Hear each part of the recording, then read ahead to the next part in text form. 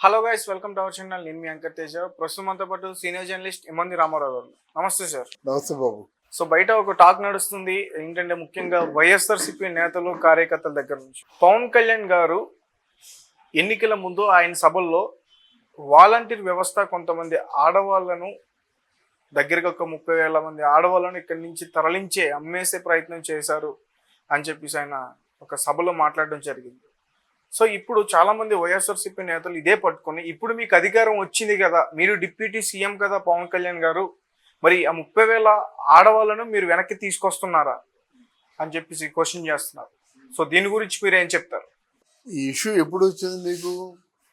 జగన్మోహన్ రెడ్డి అధికారంలోకి వచ్చి 2 సంవత్సరాల్లో బయటపడింది. పవన్ కళ్యాణ్ ఎప్పుడు చెప్పాడు?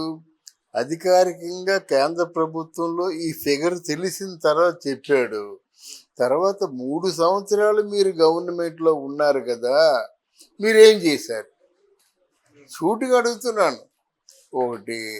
రెండవది, ఇప్పుడు ఈరోజు రాగానే స్పెషల్ స్టేటస్ అంటున్నారు. 5 సంవత్సరాలు అధికారంలో ఉన్నారు కదా, మీరేం చేశారు?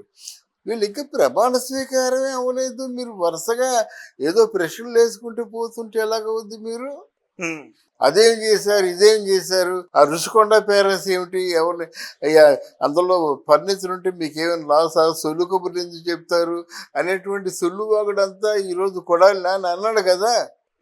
అంటే వాళ్ళ ఉద్దేశం ఏమిటో తెలియదు. జనాలను ఎప్పుడు మభ్య పెట్టడమే పనిగా పెట్టుకున్నారు, కానీ వాస్తవాన్ని మాట్లాడదాం, ప్రజలకి ఏదైనా మేలు చేద్దామన్న ఆలోచన లేదండి. ఇట్లాంటి పనికి మాలిన వ్యర్థ ప్రేలాపనలతో ప్రజలకు ఏమైనా వస్తుందా? ఆలోచించండి. మీరు ప్రశ్న వేశారంటే, మీరు పట్టుపట్టారంటే దానివల్ల కొంతమంది ప్రజలకు న్యాయం జరగాలి. అదే కరెక్ట్ అయిన ప్రతిపక్షం. అంతేకాని మీ క్యారెక్టర్ని ఎప్పుడూ విమర్శించకూడదు. వ్యవస్థలో ఉన్న లోపాలు చూపించి ఆ వ్యవస్థని సరిదిద్దమని చెప్పండి, అంతే కదా. అది లేకుండా బేసిక్గా అసలు సెన్స్లెస్గా మాట్లాడితే ఎలాగవుతుంది? సరే, పవన్ కళ్యాణ్ అన్నాడు, ప్రమాణ స్వీకారాలు చేశారు, సెషన్స్ స్టార్ట్ అయ్యాయి. స్టార్ట్ అయిన తర్వాత ఆ ఇష్యూ బయట పెట్టినట్టయితే సంబంధిత లా అండ్ ఆర్డర్స్ మెయింటైన్ చేసేవారు ఎవరున్నారో, హోమ్ మినిస్టర్ ఎవరో వాళ్ళకి తెలుస్తుంది. వాళ్ళంటే మళ్ళీ సెంట్రల్ హోమ్ ఎవరో మొత్తం చూసుకొని వాళ్ళు సమన్వయంతో వాళ్ళు పాటుపడతారు. ఇంతమంది మిస్ అయ్యారు, ఇది ఎలా మిస్ అయ్యారు, ఎక్కడున్నారు అనే విషయాలు ఫైండ్ అవుట్ చేస్తారు. దాని మీద ఎవరైనా అసలు మానిటరింగ్ చేసే వాళ్ళు ఎవరైనా కావాలి కదా. ఈ పని చేయాలనుకున్నప్పుడు ఆ పని మీద ప్రత్యక్షంగా ఈ పని చేయాలి అని మానిటరింగ్ అంటే ఎప్పటికప్పుడు వాళ్ళని అలర్ట్ చేసే వాళ్ళు కావాలి కదా. అది చేస్తే బాగుంటుంది. కానీ నోటుకు వచ్చిన మాటలు మాట్లాడుతున్నారు. అసలు వాళ్ళు రాజకీయ నాయకులు కానట్టుగా, అసలు కనీసం కామన్ సెన్స్ లేనట్టుగా మాట్లాడుతున్నారు. అది నా బాధ. అది కాదు కదా ఈరోజు ప్రమాణ స్వీకారం చేశారు. సార్, ఇప్పుడు నేను అడిగేది ఏంటంటే, వాళ్ళు అడిగిన దాంట్లో తప్పేముంది? అప్పుడు కళ్యాణ్ గారే చెప్పారు, నేను కూడా విన్నాను, అది 30,000 ఆడవాళ్ళు మిస్ అయ్యారు ఆంధ్రప్రదేశ్ నుంచి అని. అవునండి. ఇప్పుడు చంద్రబాబు నాయుడు గారు పోలవరం పూర్తి చేస్తామని చెప్పారండి. మీరు పోలవరం పూర్తి చేస్తారని చెప్పారు, ఇంకా ఎందుకు పోలవరం అంటే పూర్తి అవ్వలేదని ప్రశ్న ఎవరైనా వేస్తారా? అది పూర్తి అవ్వాలంటే ఇట్ టేక్స్ సమ్ టైం కదా. అక్కడ కేంద్రం నుంచి నిధులు రావాలా, కేంద్రం నుంచి నిధులు అడిగినప్పుడేమో అంతకుముందు ఇచ్చిన నిధులు ఏం చేశారు, వాటి లెక్కలు చెప్పని చెప్తారు. వీళ్ళు అవన్నీ కూడా క్లియర్గా ఉంటే ఇది లాస్ట్ అండ్ ఫైనల్, ఇంత మాత్రమే నిధులు మేము పెడతాము, మిగతాది మీరు పెట్టుకోండి, పోలవరాన్ని పూర్తి చేయండి అని చెప్తారన్నమాట. ఇంత వ్యవహారం ఉంది. రెండో రోజే ప్రశ్న అడిగేస్తారవుద్ది, ఇంకా ఏమి లేదు. ప్రమాణ స్వీకారాలు ఇవి అయినాయి అంతే.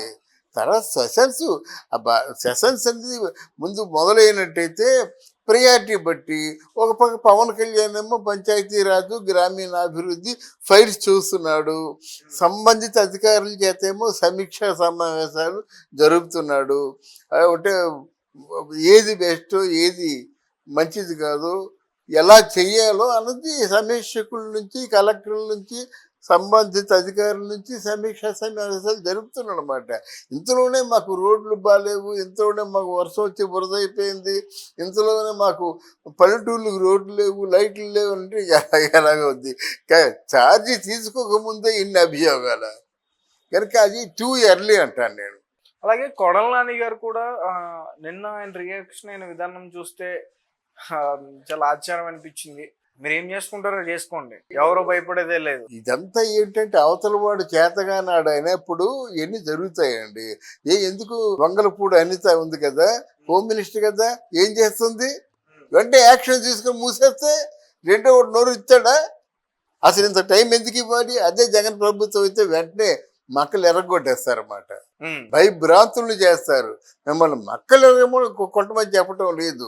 మీ చట్టపరంగా ఏమి మీరు యాక్షన్ తీసుకుంటారో ఆ యాక్షన్ తీసుకుంటే రెండో వాడు భయపడతాడు.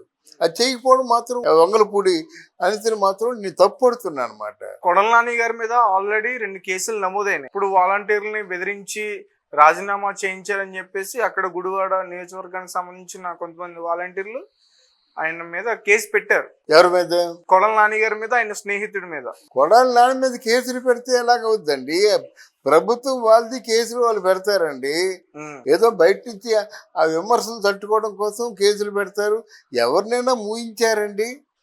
తెలుగుదేశం పార్టీ మన వైఎస్ఆర్ సిపిలు అఘాయిత్యాలు చేస్తున్నాడు, చేతులు నరికేసే వాళ్ళని కానీ, లేకపోతే తలలు పగలు కొట్టే వాళ్ళని కానీ, మేడ మీదేమో పాపం అనకూడదు కానీ అపస్మారక స్థితిలో ఉన్నటువంటి దళిత మహిళల్ని చంపేస్తే ఏ కేసైనా చూడండి.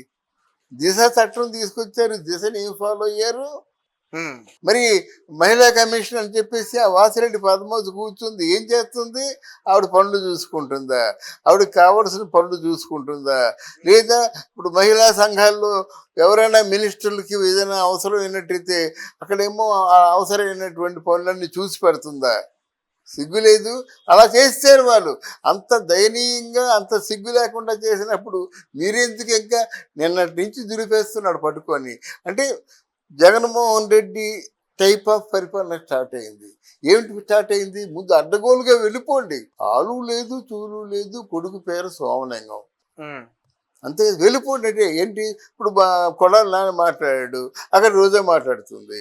ఇప్పుడు అంబటి రాంబాబు లేచిపోతున్నాడు, అక్కడ పక్క మళ్ళీ వాడు అనిల్ కుమార్ యాదవ్ లేచిపోతాడు, పేరు నాన్నగారు ముందే లేచిపోతున్నాడు. మళ్ళీ మామూలు అయింది కదా. అప్పటికిప్పుడు తేడా ఏంటి? మనుషులు కనిపించడం లేదు కానీ అప్పుడు ఎంతైతే న్యూసెన్స్ జరిగిందో ఇప్పుడు అంతే న్యూసెన్స్ జరిగింది. దీని మీద క్విక్ యాక్షన్ ఉండాలి. ఒక రోజు గడిచిపోతే 4 మాటలు వస్తాయండి. టపా అసలు ముందు ఆ హోమ్ మినిస్టర్ పదవి ఇచ్చినందుకైనా త్వరితగతిన యాక్షన్ తీసుకొని భయభ్రాంతులు చేయకపోయినట్టు మిమ్మల్ని ఖాతా చేస్తారండి. ఎవరు ఖాతా చేస్తారు? సార్, అయితే మీరు ఏమంటారు అంటే పవన్ కళ్యాణ్ గారు దీని మీద యాక్షన్ తీసుకుని ఎవరైతే నిందితులు ఉన్నారో వాళ్ళని శిక్షిస్తే? పవన్ కళ్యాణ్ దాని మీద కాదండి. ఇక్కడ ఏంటంటే మీరు అభియోగం మోపారండి. అభియోగం మోపడంలో తప్పు కాదు. అభియోగం మోపడంలో ముందు వెనక లం పెట్టారనుకోండి, మూసేయొద్దు. అనకూడని మాటలు మాట్లాడారనుకోండి, మూసేయొద్దు. వీడిని చూసి కూడా అంటాడు. పార్లమెంటరీ లాంగ్వేజ్ అంటే అత్యున్నతమైనటువంటి భాష ఉండాలి. అధ్యక్ష అనేది ఎంత మంచి పదం. ఆ తాలూకు ఆ వేలోను ఆ స్టైల్లో మిగతా భాష అంతా ఉండాలి. తమరు అంటారు, గౌరవ సభ్యులు అంటారు. అందుకని ఇలాగంటారండి. బుచ్చు పీకో నాకొని బుద్ధి ఉండదు. అది నేను చెప్తున్నాను అనమాట. ముఖ్యంగా ఈరోజు నాకు ఆ మంగళపూడి అనిత మీద చాలా కోపం వచ్చింది. ఎందుకంటే ఇక చూస్తూ ఊరుకుంటే నిమిషాలు అరెస్ట్ చేసి పారేయాలంతే. ఒక్కడిని చేసి పారేసినడితే మిగతా వాళ్ళ బుద్ధి వస్తుంది. నాకు ఈ చంద్రబాబు నాయుడు మీద నాకు ఎందుకంటే నాకు కొంచెం కోపం. ఏదైనా ఇప్పుడు తలకాయ తెగిపోయిందండి, తలకాయ సగం తెగిపోయింది. తెగిపోతే ఫస్ట్ ఏం చేయాలా? ఫస్ట్ ఎయిడ్ చేయాలా. రెండోది ఎవడు కట్ చేసారో అని తీసుకొచ్చి లోపల వేసేయాలి. ఇది తల తెగిందా ఇలాగ ఆలోచించుకొని ఎందుకు తెగింది, ఎవడు కొట్టాడు, ఈయన ఎందుకు కొట్టాడు, ఏమిటి పరిస్థితి అంటే ఈలో చచ్చిపోతారు కదాడు. ముందడు ఫస్ట్ ఎయిడ్ చేయించు, బతికించు, తర్వాత ఆలోచించు. అది లేదు, ఆలోచించేసరికి పుంజకాలం గడిచిపోద్ది. అలాగే నాయకుడిగా ఆయన ఎంత మంచి నాయకుడైనా మరి ఎందుకు పవన్ కళ్యాణ్ ప్లస్ పాయింట్ అంటే